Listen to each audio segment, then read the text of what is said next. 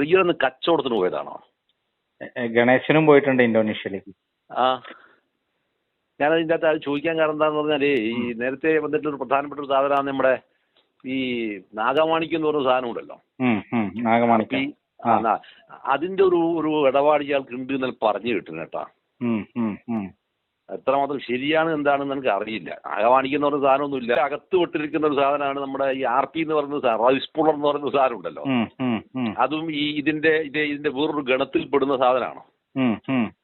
അതിനെക്കുറിച്ച് ഏറ്റവും ഗൗരവമായിട്ട് പഠിക്കുകയും അത് ഇന്ത്യയിലുള്ള സാധനം മൊത്തമായി പിടിച്ചെടുക്കുകയും ചെയ്തു കഴിഞ്ഞാൽ ഇന്ത്യയുടെ മൊത്തം കടം തീർക്കാൻ കഴിയുമെന്ന് പറഞ്ഞ ആളാണ് ഈ നമ്മളെ മരിച്ചുപോയിരിക്കുന്ന പ്രസിഡന്റ് ഇല്ലേ, അബ്ദുൽ കലാം. അതിന് വേണ്ടുന്ന പൈസ അല്ല അയാൾ ഉണ്ടാക്കിയിട്ടുണ്ട്. അയാൾ ഉണ്ടാക്കിയിട്ടുണ്ട്. പിന്നെ എന്താ ഈ പാർട്ടി നോക്കാൻ അത് തീർന്നു. ആ സാധനത്തിനൊന്നും ഇനി ഒരു സ്പേസും ഇല്ല. അത് കംപ്ലീറ്റ് പോയി. ഒരു തലമുറയെ മുഴുവൻ ഇയാൾ നശിപ്പിച്ചു, ഒരു പാർട്ടിയെ നശിപ്പിച്ചു. ഒപ്പം തന്നെ എന്താന്ന് പറഞ്ഞാൽ ആ മുന്നണിക്കകത്ത് വരുന്ന ഘടകകക്ഷികളെ മുഴുവൻ നശിപ്പിച്ചു. അതിനകത്ത് വളരെ കൃത്യമായ ഒരു ദിശാബോധം നിർണ്ണയിച്ച് കൊണ്ടുപോകുന്ന ഒരു സാധനമായിരുന്നു നേരത്തെ CPI എന്ന് പറഞ്ഞൊരു പാർട്ടി. അവരെന്തായി എന്ന് പറഞ്ഞാൽ അവരെ മുച്ചൂട് നശിപ്പിച്ചു. നമസ്കാരം. നമ്മുടെ മുഖ്യമന്ത്രി പിണറായി വിജയൻ ഇപ്പോൾ വിദേശ യാത്രയിലാണ്. AK ബാലൻ സഖാവ് ഇതേക്കുറിച്ച് പറഞ്ഞത്, ദൈവം പണിയെടുത്ത് 7-ാം നാൾ വിശ്രമിച്ചു, മുഖ്യമന്ത്രിക്ക് വിശ്രമിക്കേണ്ടേ? അതെ, വിശ്രമിക്കണം സഖാവേ എന്നേ പറയാനുള്ളൂ. പക്ഷേ അത് ജനങ്ങളുടെ നെഞ്ചത്ത് അവസാനത്തെ ആണിക്കല്ല് അടിച്ചുകൊണ്ടാവരുത്. എന്തിനാണ് ഇത്ര സ്വകാര്യമായി ആരോടും പറയാതെ പെട്ടെന്നൊരു ദിവസം അടിയന്തരമായി മുഖ്യമന്ത്രി വിദേശയാത്രയ്ക്ക് പുറപ്പെടുന്നത്? മുഖ്യമന്ത്രി പോകുന്നതിന് കുറച്ച് ദിവസം മുമ്പ് മകനും മരുമകളും പോകുന്നു. അതായത് വീണയും മുഹമ്മദ് റിയാസും പോകുന്നു. പിന്നാലെ മുഖ്യമന്ത്രി പോകുന്നു. ഔദ്യോഗിക ചുമതലകളൊന്നും ആരെയും ഏൽപ്പിച്ചിട്ടില്ല. പറയാതെ പറഞ്ഞ് ഏൽപ്പിച്ചിരിക്കുന്നതാകട്ടെ അദ്ദേഹത്തിന്റെ പ്രൈവറ്റ് സെക്രട്ടറിയെയും ചീഫ് സെക്രട്ടറിയെയുമാണ്. മന്ത്രിമാർ ഒന്നടങ്കം സ്വയം ആത്മപരിശോധനയ്ക്ക് വിധേയമാകേണ്ട ഒരു സന്ദർഭം കൂടിയാണിത്. എന്തുകൊണ്ടാണ് വകുപ്പ് ചുമതല മറ്റൊരു മന്ത്രിക്ക് കൈമാറാതെ ഇവരെ ഏൽപ്പിച്ച് മുഖ്യൻ പോകുന്നത്? അത് മാത്രമല്ല, മുഖ്യൻ സ്വകാര്യ സന്ദർശനത്തിനാണ് പോകുന്നത് എന്നാണ് പറഞ്ഞത്. ഏതാണ്ട് 1.5 കോടിയോളം രൂപയിലേറെയാണ് ഈ സന്ദർശനങ്ങൾക്ക് വേണ്ടി വരുന്നത്. ഈ തുക മുഴുവൻ ഖജനാവിൽ നിന്നല്ല എന്ന് പറയുന്നു. അപ്പോൾ മുഖ്യമന്ത്രിക്ക് ഇതിനും മാത്രം തുക എവിടെ നിന്ന് കിട്ടി? പ്രതിപക്ഷവും ചോദ്യമുയർത്തുന്നു, ആരാണ് സ്പോൺസർ എന്ന്. മുഖ്യമന്ത്രി എന്തിനാണ് എടുപിടിയെന്ന് വിദേശത്തേക്ക് പോയതെന്ന്. അവിടെ പല ബിസിനസ് ഡീലുകളും ഉണ്ടെന്ന് പലരും പറയുന്നു.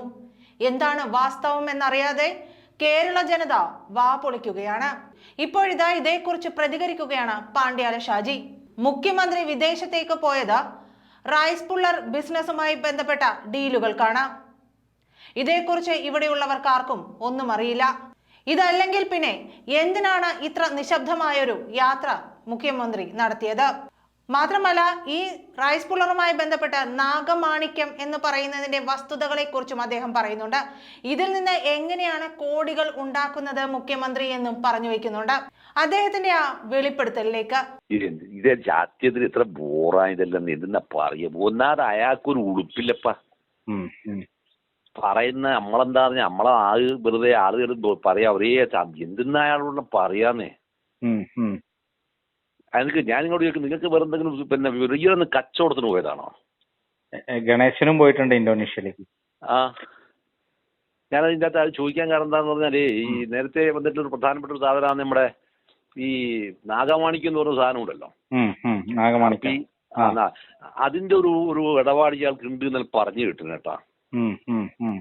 എത്രമാത്രം ശരിയാണ് എന്താണെന്ന് എനിക്ക് അറിയില്ല. നാഗമാണിക്യം എന്ന് പറയുന്ന സാധനമൊന്നുമില്ല. അത് ഞാനതിന്റെ ഒരു തർക്കമില്ലാത്ത അപ്രൈസറാണ് ഞാൻ അവസാനത്തില്.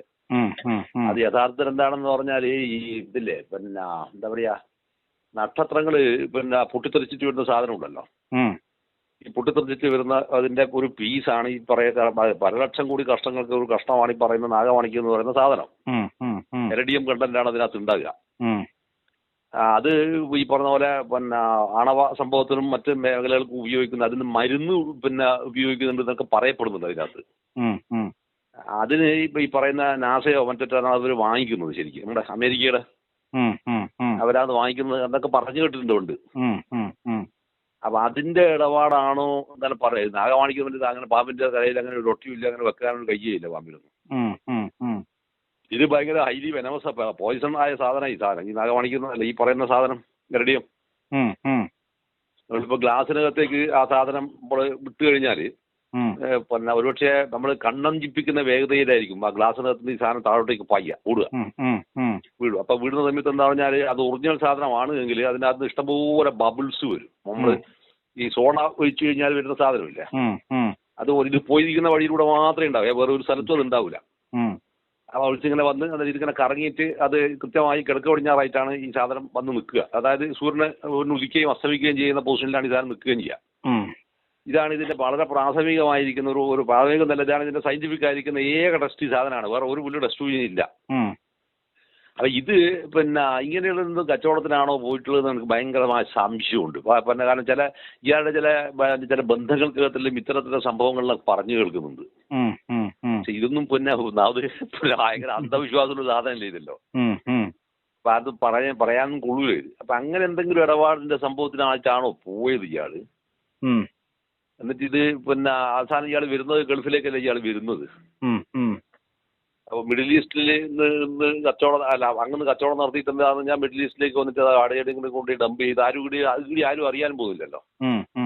പുറത്തുള്ള ഏതെങ്കിലും പിന്നെ കക്ഷികളായിരിക്കാം ഇതിനകത്തെ പിന്നെ ബയർ സെല്ലർ എന്നെല്ലാം പറയുന്നത്. ഇന്ത്യ ഗവൺമെന്റ് ഈ സാധനം കൃത്യമായിട്ട് അത് വാങ്ങിക്കാനുള്ള പെർമിഷനും കൊടുത്തതാണ്. ആദ്യത്തെ വാജ്പേയി ഗവൺമെന്റുള്ള സമയത്ത് ഇതിന് പെർമിഷൻ കൊടുത്തിട്ടുണ്ട്. ഇതിന്റെ അകത്ത് വിട്ടിരിക്കുന്ന ഒരു സാധനമാണ് നമ്മുടെ ഈ RP എന്ന് പറയുന്ന സാധനം, റൈസ് പുള്ളർ എന്ന് പറയുന്ന സാധനം ഉണ്ടല്ലോ. അതും ഇതിന്റെ വേറൊരു ഗണത്തിൽപ്പെടുന്ന സാധനമാണ്. അതിനെക്കുറിച്ച് ഏറ്റവും ഗൗരവമായിട്ട് പിന്നെ പഠിക്കുകയും പിന്നെ അത് ഇന്ത്യയിലുള്ള സാധനം മൊത്തമായി പിടിച്ചെടുക്കുകയും ചെയ്തു കഴിഞ്ഞാൽ ഇന്ത്യയുടെ മൊത്തം കടം തീർക്കാൻ കഴിയുമെന്ന് പറഞ്ഞ ആളാണ് ഈ നമ്മളെ മരിച്ചുപോയിരിക്കുന്ന പ്രസിഡന്റ് ഇല്ലേ, അബ്ദുൽ കലാം. കാരണം അയാൾ ഇതിന്റെ വളരെ സയന്റിഫിക്കലി പ്രൂവ്ഡ് ആയിട്ടുള്ള ഒരാളാണല്ലോ അയാൾ. അപ്പൊ അത് അയാൾക്ക് അത് അവർ സ്പോട്ട് ഔട്ട് ചെയ്തിട്ട് ഇന്ന സ്ഥലത്തൊക്കെ അത് ഉണ്ട് എന്ന് അവർ കണ്ടെത്തിയിട്ടുണ്ടെന്നൊക്കെ പറയപ്പെടുന്നുണ്ടോ സാധനം. അങ്ങനെ വരുന്ന എന്തെങ്കിലും സംഭവമാണോ? കാരണം ഇതിന്റെ ഒരു സംഭവം പറയാനുള്ള കാരണം എന്താ പറഞ്ഞാൽ നമ്മുടെ ഈ അഞ്ചർകണ്ടി മെഡിക്കൽ കോളേജില്ലേ, ഈ അഞ്ചർകണ്ടി മെഡിക്കൽ കോളേജ് അഞ്ചർകണ്ടി നദിയുടെ തീരത്താന്നുള്ളത് ഇപ്പൊ എടുത്തത്. അപ്പൊ ആടെ നേരത്തെ എന്തുണ്ടായിരുന്നു എന്ന് പറഞ്ഞാൽ ഈ തെംസ് നദിക്ക് സമാനമായി പിന്നെ പണിതിട്ടുള്ള ഗ്ലാസ് കൊണ്ട് പണിതിട്ടുള്ള പിന്നെ മരം കൊണ്ട് പണിതിട്ട വലിയൊരു പിന്നെ ഇത് ഉണ്ടായിരുന്നു അവിടെ, ഗസ്റ്റ് ഹൗസ് പോലത്തെ ഒരു സംവിധാനമുണ്ട്, കൊട്ടാരം. അത് പൊളിച്ചത് കാന്തര ഊക്കർ ഉസലിയാറാണ് ആ സാധനം പൊളിച്ചത്.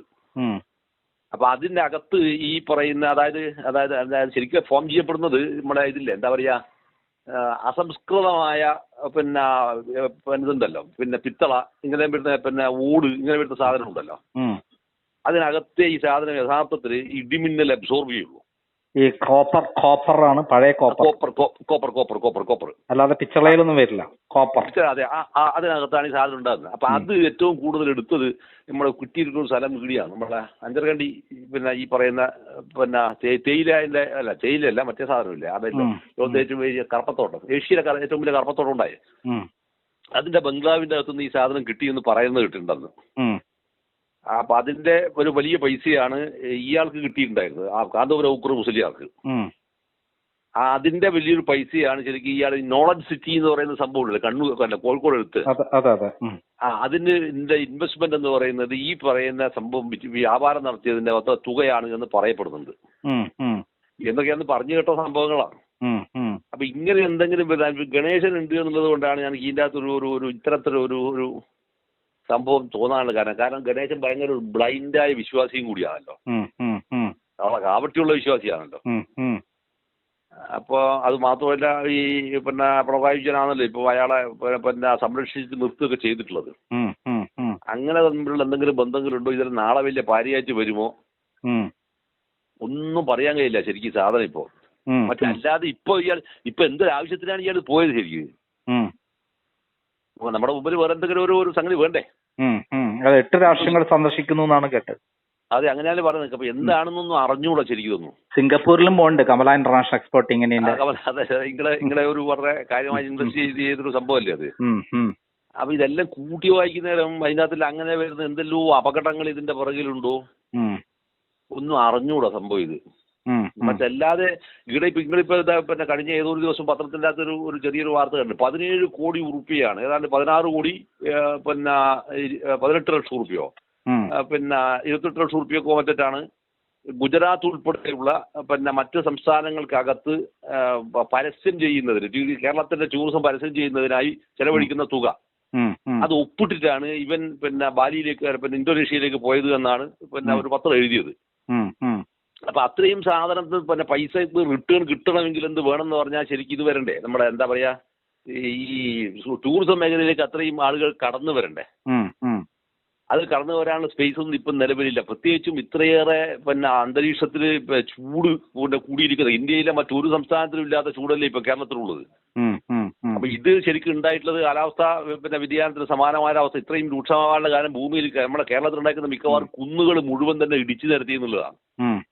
അപ്പൊ ഈ കുന്നുകൾ ഇടിച്ചു നിരത്തുന്നു, മരങ്ങൾ പോകുന്നു, പിന്നെ അതുപോലെ തന്നെ തണ്ണീർത്തടങ്ങൾ കംപ്ലീറ്റ് ഇല്ലാതാവുന്നു. അപ്പൊ ഇതെല്ലാം വരുമ്പോഴെന്താന്ന് പറഞ്ഞാൽ ഇപ്പൊ ഏറ്റവും കൂടുതൽ പിന്നെ ചൂട് അനുഭവപ്പെടുന്ന ഒരു ജില്ലയായി കണ്ണൂർ കാസർഗോഡ് ജില്ല മാറി. ഇതിപ്പോ എപ്പോഴെങ്കിലും പിന്നെ പോവുകയാണെങ്കിൽ നമ്മുടെ കീടാറ്റൂർ വഴിയുള്ള പിന്നെ യാത്രയുണ്ടല്ലോ, അതായത് നിറയെ തണ്ണീർത്തടവും പിന്നെ പാടങ്ങളും അല്ലേ അത്. അതിനടുത്തൂട്ടിയാണ് നിങ്ങൾ ഈ പറയുന്ന വലിയ ഹൈവേ ഉണ്ടാക്കിയത് ഇവര്. അതിന്റെ ഭാഗമായിട്ട് ആ മയ്യിൽ ഭാഗത്ത് വരുന്ന മിക്കവാറും കുന്നുകൾ മുഴുവൻ ഇടിച്ചു വിഘ്നേശ്വര കൺസ്ട്രക്ഷൻ നാട്ടെ പറഞ്ഞിരിക്കുന്ന ഏതോ കമ്പനി മറ്റാന്തോണ്ട് ഇത് മുഴുവൻ ഇടിച്ച് നിരത്തിയത്. അപ്പൊ ആ മണ്ണ് മുഴുവൻ കൊണ്ടുപോയിട്ട് ദേശീയപാതയുടെ മറ്റു സ്ഥലത്തേക്ക് കൊണ്ടുപോകുന്ന തൊട്ടാണ് അവർ കൊണ്ടുപോവുകയും ചെയ്ത്.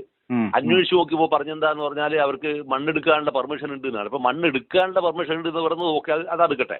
പക്ഷെ എത്ര വോളിയം ഓഫ് പിന്നെ സോയിൽ എടുക്കാവുന്നൊരു കണക്കുണ്ട്. അതിന് പകരം മണ്ണെടുക്കാനുള്ള പെർമിഷൻ എന്ന് പറഞ്ഞ ഒരു പ്രദേശം മുഴുവൻ തന്നെ ഒഴിപ്പിക്കില്ലേ ചെയ്യുന്ന ഇവര്. അപ്പൊ ഇങ്ങനെയെല്ലാം വരുന്നേരം അത് എങ്ങനെയാണ് എന്തിനാണ് വാസ്തവത്തിൽ ഈ പറയുന്ന പിന്നെ കേരളത്തിലേക്ക് ഒരു പിന്നെ വിദേശി വരേണ്ടത്? എന്ത് കാണാനാണ് അയാളുടെ വരേണ്ടത്? ഇനി 3-6 ദിവസം ഏതാണ്ട് അത് കംപ്ലീറ്റ് ഇടിച്ചു നിരത്തി അതിന്റെ ആഫീസ് പൂട്ടിച്ചു. അവിടെ ഇപ്പൊ ഏതാണ്ട് പിന്നെ എന്താ പറയാല് പിന്നെ ഫാന് പിന്നെ ഉപയോഗിക്കേണ്ടുന്ന ഒരു അവസ്ഥയായിട്ട് അവിടത്തേക്ക് ഉഷ്ണം വന്നു. അതിനേക്കാൾ മാരകമായ രീതിയിലാണ് വയനാട്ടിലേക്ക് വന്നത്. അപ്പൊ കേരളത്തിന്റെ തജ്ജന്യമായ പിന്നെ കാലാവസ്ഥയുള്ള സ്ഥലങ്ങളെല്ലാം തന്നെ പിന്നെ നശിപ്പിക്കപ്പെട്ടു എന്നുള്ളതാണ്. അപ്പൊ ഇങ്ങനെ വരുന്നൊരു ചിത്രം ഉണ്ടായി എന്ന് പറയുമ്പോൾ അത് മുഴുവൻ തന്നെ നമ്മുടെ വികസനമാണെന്ന് പറഞ്ഞിട്ടുള്ള ഒരു പ്രൊപ്പഗൻഡ വേറൊരു ഭാഗത്ത് വരിക. ഇത് നമ്മുടെ ഈ പിണറായി പാണ്ഡ്യാലമുക്കിന് വരുന്നൊരു 15-16 ഏക്കർ സ്ഥലമുണ്ട്. പഴയ കല്ലാളം സീരാട്ടന്റെ പിന്നെ പേരിൽ ഇത്രയും കാര്യം ഉണ്ടായിരുന്നു. ആടെയാണ് ഇയാളെ ഒടുക്കത്തിന്റെ മറ്റേ എന്താ പാട വരുന്നത് തന്നെ പിന്നെ IAS അക്കാഡമിയില് IAS അക്കാഡമിയുടെ ഒരു പോർഷൻ, അതായത് അവിടെ പഠിപ്പിക്കുന്നതല്ല താമസിക്കുന്ന കുട്ടികളുടെ ഹോസ്റ്റൽ സംവിധാനം, അതായത് കുട്ടികളുടെ വേസ്റ്റ് മുഴുവൻ തള്ളുന്നതിനുള്ള പിന്നെ കെട്ടിടമാണ് ഈടിയെടുത്ത് ഇടാൻ പോകുന്നത് ഒരു ഭാഗത്ത്. മറുഭാഗത്ത് വെക്കാൻ പോകുന്ന സാധനം എന്താന്ന് പറഞ്ഞാല് പിന്നെ ഫയർ സ്റ്റേഷൻ, പിന്നെ വരുന്നു എന്ന് പറയുന്നത് ഒരു പിന്നെ പോലീസ് സ്റ്റേഷൻ. ഈ പറയുന്ന റൈസ് പുള്ളറിന് 1 ലക്ഷം കോടി രൂപയൊക്കെ വില കിട്ടുമെന്നൊക്കെ പറയുന്ന ഒരു സംഭവം ഉണ്ടല്ലോ. അപ്പൊ ആ പണം തേടിയിട്ടാണോ അയാൾ പോയത്? അമ്മ എനിക്ക് ഭയങ്കരമായ സംശയമുണ്ട് കേട്ടോ അതിനകത്ത്. മാരകം എനിക്ക് വളരെ കൃത്യമായി ഞാൻ ഡൗട്ട്ഫുൾ ആണ്. കാരണം ഒന്ന് ഇതൊരു നമുക്ക് ഒരിക്കൽ പോലും ഇത് കംപ്ലീറ്റ് ഫോറിൻ മണിയല്ലേ. അതെ ന്യൂക്ലിയർ പവർ അടങ്ങിയ സാധനങ്ങളാണ് വിദേശത്താണ് അതിന്റെ വിൽപ്പനയൊക്കെ നടക്കുന്നത്. ഇന്ത്യ ഗവൺമെന്റ് അതിന് അംഗീകാരമില്ല എന്നൊക്കെയാണ് മനസ്സിലാക്കിയിട്ടുള്ളത്. ഇന്ത്യയിൽ നടക്കാനുള്ള ഇന്ത്യ ഗവൺമെന്റ് അതിന് G8 രാജ്യങ്ങൾക്ക് മാത്രമേ ഉള്ളൂ എന്നൊക്കെയാണ് ഞാൻ മനസ്സിലാക്കുന്നത്. അതെ അങ്ങനെ വരുന്ന എന്തോ ഒരു ഇടപാടിനാണ് പോയത് എന്നാണ് എനിക്ക് ബലമായ സംശയമുണ്ട്. അതുകൊണ്ടാണ് ഇതിങ്ങനെ പിന്നെ മാത്രമല്ല അത് പിന്നെ സ്വകാര്യ സന്ദർശനമാണെന്നും കൂടി പറഞ്ഞിട്ടുണ്ട്. അപ്പൊ സ്വാഭാവികമായും ഇതിന്റെ ഇടപാട് പിന്നെ നടത്തുന്നതിന് മുമ്പ് പോകുമ്പോൾ അതിന്റെ പിന്നെ എടുക്കുന്ന കമ്പനിക്കാരുടേതായിരിക്കുന്ന സ്പോൺസറിങ് ഉണ്ടാവും അതിന്. അപ്പൊ അതായിരിക്കാം ചിലപ്പോൾ അത് ഡിസ്ക്ലോസ് ചെയ്യാത്തത്. അപ്പൊ ഇതെല്ലാം സംഭവം എന്താ പറഞ്ഞാൽ ഒരു സ്റ്റേറ്റിനെ മുഴുവൻ തന്നെ അയാൾ വളരെ കൃത്യമായി കൊള്ളയടിച്ച് നശിപ്പിച്ചു. ഇനി ഇവിടുന്ന് ലൂട്ട് ചെയ്യാനൊന്നും ബാക്കിയില്ല അയാൾക്ക്. പക്ഷെ എന്തിനാണ് സ്വന്തം ഇത്രയേറെ കോടിയുടെ ഒരു മനുഷ്യനിത്? പണത്തോടെ ആർത്തി പിടിച്ചാൽ പിന്നെ കിട്ടുന്നതെല്ലാം വാരി തിന്നാന്നല്ലേ? അല്ല എന്തിന് ഇത് അവസാനം എന്താന്ന് പറഞ്ഞാൽ നിങ്ങൾക്കിത് പിന്നെ വട്ടാവൂലേ ശരിക്കും? ഇത്രയും കൂടുതൽ പണമെല്ലാം വന്നിട്ട് ആ വട്ടുള്ളതുകൊണ്ടാണ് ഇങ്ങനെയൊക്കെ ചെയ്യുന്നത്.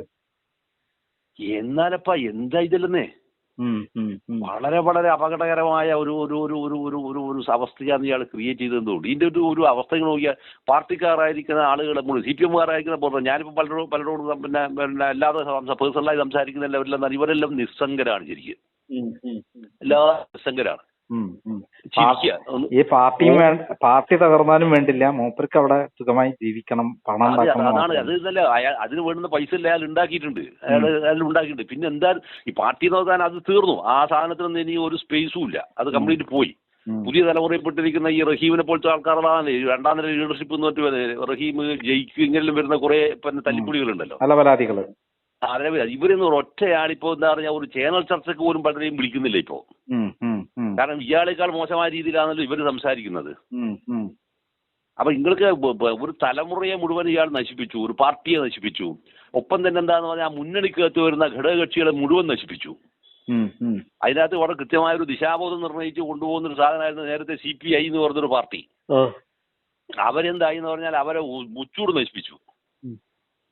അപ്പൊ ശരിക്ക് അയാൾ വാസ്തവത്തിൽ ആരാണെന്ന് ചോദിച്ചു കഴിഞ്ഞാൽ ഒരു എന്താ സർവനാശം വിതക്കുന്ന ഒരാളെന്നല്ലാതെ വേറെ എന്താണ് ഇയാളെ കുറിച്ച് പറയുക ശരിക്ക്. എന്നിട്ട് അത് ശരിയാണെന്ന് പറയാൻ കുറെ ആളുകൾ ഇങ്ങനെ ഉണ്ടാകുക. ഗോവിന്ദനെ പോലത്തെ പൊട്ടക്കാളികൾ, ഈ പിന്നെ EP ജയരാജനെ പോലത്തെ പടുകുട്ടികൾ വേറൊരു ഭാഗത്ത് വരിക.